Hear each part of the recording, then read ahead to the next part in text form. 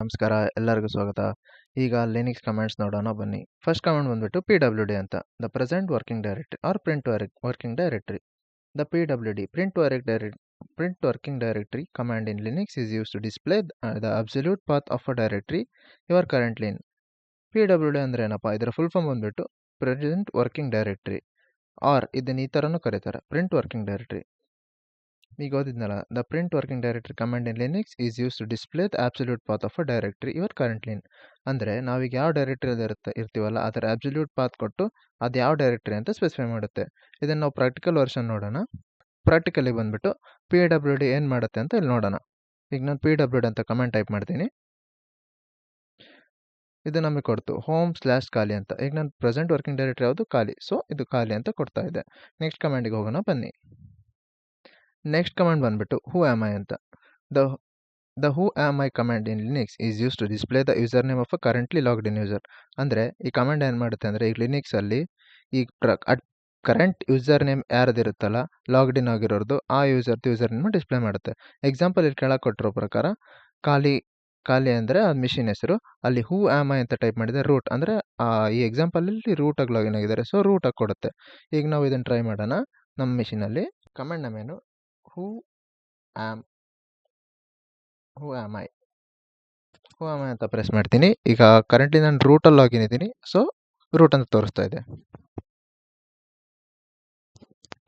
ಈಗ ರೂಟಿಂದ ಎಕ್ಸಿಟ್ ಆಗಿದ್ದೀನಿ. ಈಗ ನೋಡೋಣ ಏನು ತೋರಿಸುತ್ತೆ ಅಂತ.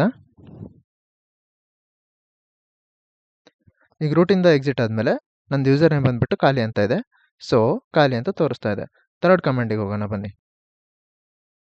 ಈಗ ನೆಕ್ಸ್ಟ್ ಕಮಾಂಡ್ ಬಂದ್ಬಿಟ್ಟು cd ಅಂತ. The cd change directory command in Linux is used to navigate between directories in the terminal. cd ಅಂದರೆ ಚೇಂಜ್ ಡೈರೆಕ್ಟರಿ, ಒಂದು ಡೈರೆಕ್ಟರಿಯಿಂದ ಇನ್ನೊಂದು ಡೈರೆಕ್ಟರಿಗೆ ಚೇಂಜ್ ಮಾಡೋದು ಅಂತ. ಇದು ಲಿನಕ್ಸಲ್ಲಿ ಯೂಸ್ ಮಾಡೋದಕ್ಕೆ ಒಂದ್ರ ಕಡೆಯಿಂದ ಇನ್ನೊಂದು ಡೈರೆಕ್ಟರಿ ನ್ಯಾವಿಗೇಟ್ ಆಗಬೇಕಂದ್ರೆ cd ಯೂಸ್ ಮಾಡ್ತೀವಿ. ಅದರಲ್ಲಿ ಫಸ್ಟ್ ಟೈಪ್ ಬಂದ್ಬಿಟ್ಟು ಈಗ ಸ್ಪೆಸಿಫಿಕ್ ಪಾತ್ ಮೆನ್ಷನ್ ಮಾಡ್ತೀವಾ, ಆ ಸ್ಪೆಸಿಫಿಕ್ ಪಾತ್ ಮೆನ್ಷನ್ ಮಾಡಿ cd ಕಮಾಂಡ್ ಯೂಸ್ ಮಾಡಿದರೆ we can traverse to that directory. ಅದು ಹೇಗೆ ಅಂತ ಈಗ ನೋಡೋಣ. ಈಗ ನಾವು ಕರೆಂಟ್ಲಿ ಖಾಲಿ ಒಳಗಿದ್ದೀವಿ, ಸೊ ಈಗ ನಾವು ಡೆಸ್ಕ್ಟಾಪಿಗೆ ಟ್ರಾವರ್ಸ್ ಮಾಡಬೇಕು ಅಂದರೆ cd-desktop. ಈಗ ನಾವು ಡೆಸ್ಕ್ಟಾಪಿಗೆ ಬಂದ್ವಿ, ಅದು ಕನ್ಫರ್ಮ್ ಮಾಡ್ಕೋಬೇಕಾ? ಹೆಂಗೆ ಮಾಡ್ಕೋಬೇಕು ಅಂದರೆ pwd ಹೊಡೆದ್ರೆ ಪ್ರೆಸೆಂಟ್ ವರ್ಕಿಂಗ್ ಡೈರೆಕ್ಟರಿ ಒಳಗೆ ಬರುತ್ತೆ, ಅವಾಗ ಡೆಸ್ಕ್ಟಾಪ್ ಅಂತ ಬಂತು. ಸೊ ಇದು ಫಸ್ಟ್ ವೇರಿಯಂಟ್. ನೆಕ್ಸ್ಟ್ ಎಕ್ಸಾಂಪಲ್ ನೋಡೋಣ.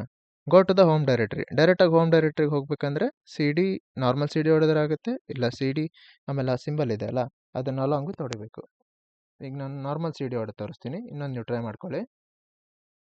ನೋಡಿ ಈಗ ಹೋಮ್ ಡೈರೆಕ್ಟ್ರಿಗೆ ಬಂತು. ನೆಕ್ಸ್ಟ್ ಎಕ್ಸಾಂಪಲ್ ಬಂದ್ಬಿಟ್ಟು ಮೂವ್ ಅಪ್ ಒನ್ ಲೆವೆಲ್. ಈಗ ಒಂದು ಪೇರೆಂಟ್ ಡೈರೆಕ್ಟ್ರಿಗೆ ಹೋಗಬೇಕು ಅದರಿಂದ. ಈಗ ಫಾರ್ ಎಕ್ಸಾಂಪಲ್ ಅದರಲ್ಲಿ ತೋರಿಸ್ತೀನಿ ನಾನು ಮಿಷಿನಲ್ಲಿ. ಇದರಲ್ಲಿ ಮೇಲಿಂದ ಎಕ್ಸಾಂಪಲ್ ಒಳಗೆ /home/ಖಾಲಿ ಡೆಸ್ಕ್ಟಾಪ್ ಅಂತ ಇದೆ. ಈಗ ಹೋಮು ದೊಡ್ಡ ಡೈರೆಕ್ಟ್ರಿ, ಅದರ ಅಂಡರ್ ಒಳಗೆ ಖಾಲಿ ಅಂತ ಬರುತ್ತೆ, ಆ ಖಾಲಿ ಅಂಡರಲ್ಲಿ ಡೆಸ್ಕ್ಟಾಪ್ ಅಂತ ಬರುತ್ತೆ. ಅದನ್ನು ಮಾಡ್ಬೇಕಂದ್ರೆ ಈಗ ಫಸ್ಟ್ ಡೆಸ್ಕ್ಟಾಪಿಗೆ ಹೋಗೋಣ, ಅದರಿಂದ ಹೈಯರ್ ಲೆವೆಲಿಗೆ ಹೋಗಿ ತೋರಿಸ್ತೀನಿ. ಈಗ ಫಸ್ಟ್ ಹೇಳಿದ್ನಲ್ಲ ಅಬ್ಸಲ್ಯೂಟ್ ಪಾತ್ ಕೊಟ್ಟರೆ ಆ ಡೈರೆಕ್ಟರಿ ಚೇಂಜ್ ಆಗುತ್ತೆ ಅಂತ.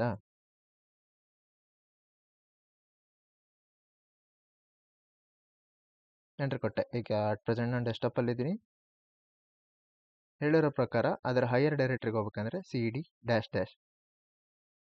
ಹೊಡೆದ್ನಾ? cd.. ಹೊಡೆದ ತಕ್ಷಣ ಖಾಲಿಗೆ ಬಂದೆ, ಅದರ ಹೈಯರ್ ಡೈರೆಕ್ಟ್ರಿಗೆ. ಈ ಖಾಲಿಗಿಂತ ಮುಂದೆ ಹೋಗ್ಬೇಕಂದ್ರೆ cd.. ಅಂತ ಇನ್ನೊಂದು ಟೈಮ್ ಹೊಡಿಬೋದು, ಆಗ ಹೋಮ್ ಡೈರೆಕ್ಟ್ರಿಗೆ ಬಂದೆ. ಈಗ ಡೆಸ್ಕ್ಟಾಪಿಗೆ ಬಂದೆ. ಈಗ ಒಂದೇ ಟೈಮ್ ಎರಡು ಹೆಡ್ ಡೈರೆಕ್ಟ್ರಿ ಮುಂದೆ ಹೋಗಬೇಕು ಅಂದರೆ cd-/. ಅಂತ ಹೊಡೆದ್ರೆ ಸೀದಾ ಹೋಮಿಗೆ ಹೋದೆ. ಎರಡು ಸ್ಟೆಪ್ ಮಾಡೋದು ಒಂದೇ ಸ್ಟೆಪ್ಪಲ್ಲಿ ಮಾಡ್ಬೋದು. ನೆಕ್ಸ್ಟ್ ನೋಡೋಣ. Go to the previous directory ಅಂತ. ಇದು ಮೂವ್ ಅಪ್ ಟು ಲೆವೆಲ್ಸ್, ಇದನ್ನು ಇದರಲ್ಲೇ ಹೇಳಿದೆ. Go to the previous directory, ಹಿಂದಿನ ಡೈರೆಕ್ಟ್ರಿಗೆ ಹೋಗಬೇಕು ಅಂದರೆ cd- ಅಂತ ಹೊಡಿಬೇಕು. cd- ಅಂತ ಪ್ರೆಸ್ ಮಾಡಿದರೆ ಈಗ ಹೋಮ್ ಡೈರೆಕ್ಟ್ರಿಯಿಂದ ನಾವು ಪ್ರಿವಿಯಸ್ ಎಲ್ಲಿದ್ವಿ, ಹೋಮ್ ಖಾಲಿ ಡೆಸ್ಕ್ಟಾಪ್, ಇದರ ಹಿಂದಿನ ಸತಿ ಎಲ್ಲಿರ್ತೀವೋ ಆ ಡೈರೆಕ್ಟ್ರಿಗೆ ನಾವು ರಿಟರ್ನ್ ಆಗ್ತೀವಿ. ಈ ಡೈರೆಕ್ಟರಿ ಇದ್ವಿ, ಸೊ ಇದನ್ನು ರಿಟರ್ನ್ ಮಾಡಿದೆ. ಈಗ ಬಂದ್ಬಿಟ್ಟು ನೆಕ್ಸ್ಟ್ ಕಮಾಂಡ್ ls ಅಂತ. The ls command in Linux is use to list files and directories in the current directory. ಅಂದರೆ ಈ ಕರೆಂಟ್ ಏನು ಈ ಡೈರೆಕ್ಟ್ರಿಯಲ್ಲಿ ಇದೀವಲ್ಲ ಆ ಡೈರೆಕ್ಟ್ರಿಲಿರೋ ಫೈಲ್ಸ್ ಮತ್ತು ಡೈರೆಕ್ಟ್ರೀಸ್ ಯಾವ ಇದಾವೆ ಅದನ್ನು ಲೀಸ್ಟ್ ಮಾಡಿ ಯೂಸರಿಗೆ ತೋರಿಸುತ್ತೆ. ಅದರಲ್ಲಿ example 1 list files and directories in the current location. ಇದು ನಾರ್ಮಲ್ ಮೇಲಿರೋದನ್ನೇ ಆ್ಯಸ್ ಇಟ್ ಈಸ್ ಇದೆ. ಇದನ್ನು ಚೆಕ್ ಮಾಡಿ ನೋಡೋಣ. ls ಕಮಾಂಡ್ ಟ್ರೈ ಮಾಡೋಣ. ಇದರಲ್ಲಿ ಯಾವುದಿಲ್ಲ, ಸೊ ಒಂದು ಪ್ರಿವಿಯಸ್ಸಿಗೆ ಹೋಗ್ತೀನಿ ನಾನು. ಹೋದ್ಮೇಲೆ ಇಲ್ಲಿ ls ಅಂತ ಹೊಡಿತೀನಿ. ಈ ಲಿಸ್ಟ್ ಇದೆ, ಇವೆಲ್ಲ ಡೈರೆಕ್ಟ್ರೀಸ್ ಖಾಲಿಯಲ್ಲಿರೋದು. Desktop, documents, downloads, music, pictures, public templates, ಇವೆಲ್ಲ ಬೇರೆ ಬೇರೆ ಡೈರೆಕ್ಟ್ರೀಸ್. ನಿಮ್ದ್ರಲ್ಲೂ ಬೇರೆ ಬೇರೆ ಡೈರೆಕ್ಟ್ರೀಸ್ ಇರುತ್ತೆ, ನೀವು ಟ್ರೈ ಮಾಡಿ ನೋಡಿ. ನೆಕ್ಸ್ಟ್ ಎಕ್ಸಾಂಪಲ್ ಬಂದ್ಬಿಟ್ಟು list all files including hidden ones. ಅದರಲ್ಲಿ ಹಿಡನ್ ಆಗಿರೋದಂದ್ರೆ ಡಾಟ್ ಇಂದ ಸ್ಟಾರ್ಟ್ ಆಗುತ್ತೆ, ಅದಕ್ಕೆ ಡಾಟ್ ಪ್ರಿಫಿಕ್ಸ್ ಅಂತ ಕೊಟ್ಟಿರೋದು. ls-a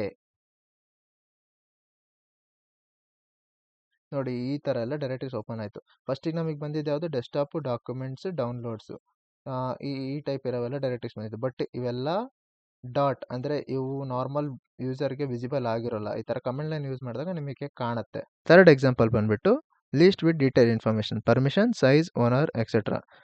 ಪರ್ಮಿಷನ್ಸು ಮತ್ತು ಫೈಲ್ ಸೈಜು, ಆಮೇಲೆ ಓನರು, ಗ್ರೂಪು, ಇದ್ರ ಬಗ್ಗೆ ಎಲ್ಲ ಡೀಟೇಲ್ಸ್ ಕೊಡುತ್ತೆ. ls-l ಅದು ಕೂಡ ಚೆಕ್ ಮಾಡೋಣ ಈಗ. ls-l ಅಂದರೆ ಲೀಸ್ಟ್ ಕೊಡೋದು. ಇದರಲ್ಲಿ ಡಿ ಅಂದರೆ ಈಗ ಕರೆಂಟ್ ಡೈರೆಕ್ಟ್ರಿ ಅಂತ, ಒಟ್ಟು ಡೈರೆಕ್ಟ್ರಿ ಅಂತ ಡಿ ಅಂತ ಡಯಾಗ್ನೈಸ್ ಮಾಡೋದು. ಇದಿಷ್ಟು ಕೊಟ್ಟಿದೆ ಇದರ ಇನ್ಫಾರ್ಮೇಷನ್ನು. ಇದನ್ನು ಹೆಂಗೆ ಸ್ಪ್ಲಿಟ್ ಮಾಡ್ತೀವಿ ಅಂದರೆ 3 ಆಗಿ ಸ್ಪ್ಲಿಟ್ ಮಾಡಿ, ಓನರ್, ಗ್ರೂಪು, ಅದರ್ಸ್ ಅಂತ ಇದರದ್ದೆಲ್ಲ ಪರ್ಮಿಷನ್ನು. RWX ಅಂದರೆ ರೀಡ್, ರೈಟ್, ಎಕ್ಸಿಕ್ಯೂಟ್ ಅಂತ. ಆಮೇಲೆ ಇದು ಓನರು, ಓನರ್ ಯಾರು ಇದಕ್ಕೆ, ಈ ಫೈಲ್ಗೆ? ಖಾಲಿ. ಆಮೇಲೆ ಗ್ರೂಪು, ಖಾಲಿ ಗ್ರೂಪಿಗೆ ಆಗಿರೋದು. ಇದು ಬೈ ಡಿಫಾಲ್ಟು ಎಲ್ಲ ಡೈರೆಕ್ಟ್ರಿ ಸೈಜು 4096 ಬೈಟ್ಸ್ ಇರುತ್ತೆ. ಸೊ ನಾನೇನು ಮಾಡಿಫೈ ಮಾಡಿಲ್ಲ. ಸೊ 4096 ಬೈಟ್ಸ್ ಇದೆ. ಇದು ಲಾಸ್ಟ್ ಯಾವಾಗ ಆಗಿದ್ದು? March 21 ಡೌನ್ಲೋಡ್ ಆಗಿರೋದು, ಅಂದರೆ ಮಾಡಿಫೈ ಆಗಿರೋದು. ಲೇಟೆಸ್ಟ್ ಮಾಡಿಫೈಡ್ ಯಾವ ಟೈಮಲ್ಲಿ? 6:54 PM ಅಂತ. ಇದು ಡೈರೆಕ್ಟರಿ ನೇಮು ಡೆಸ್ಕ್ಟಾಪ್. ಈ ಥರ ಡೀಟೇಲ್ಸ್ ಎಲ್ಲ ಪ್ರೊವೈಡ್ ಮಾಡುತ್ತೆ. ಇವನ್ ನಾನೇನು ಮಾಡಿಫೈ ಮಾಡಿಲ್ಲ. So list human readable files ಅಂತ ಇದೆಯಲ್ಲ, ಎಕ್ಸಾಂಪಲ್ 4, ಅದು ಸಹ ಇದೇ ಇನ್ಫಾರ್ಮೇಷನ್ ಕೊಡುತ್ತೆ. ಅದನ್ನು ಕೂಡ ಚೆಕ್ ಮಾಡೋಣ, ನೋಡೋಣ. ಬೇರೆ ಯಾವುದು ನಾನು ಫೈಲ್ಸ್ ಆ್ಯಡ್ ಮಾಡಿಲ್ಲ ಅಂದರೆ ಹ್ಯೂಮನ್ ಅನ್ರೀಡಬಲ್ ಫೈಲ್ಸ್. ಸೊ ಇದೆಲ್ಲ ಹ್ಯೂಮನ್ ರೀಡಬಲ್ ಫೈಲ್ಸ್ ಇರೋದ್ರಿಂದ ಇದೇ ಸೇಮ್ ಆ್ಯಸ್ ಇಟ್ ಇಸ್ ಮೇಲ್ ls-lಗೆ ಲಾಂಗ್ ಏನಿದೆಯಲ್ಲ ಅದನ್ನೇ ಕೊಟ್ಟಿದೆ. ಈಗ ಫಿಫ್ತ್ ಬಂದುಬಿಟ್ಟು list file sorted by last modified time.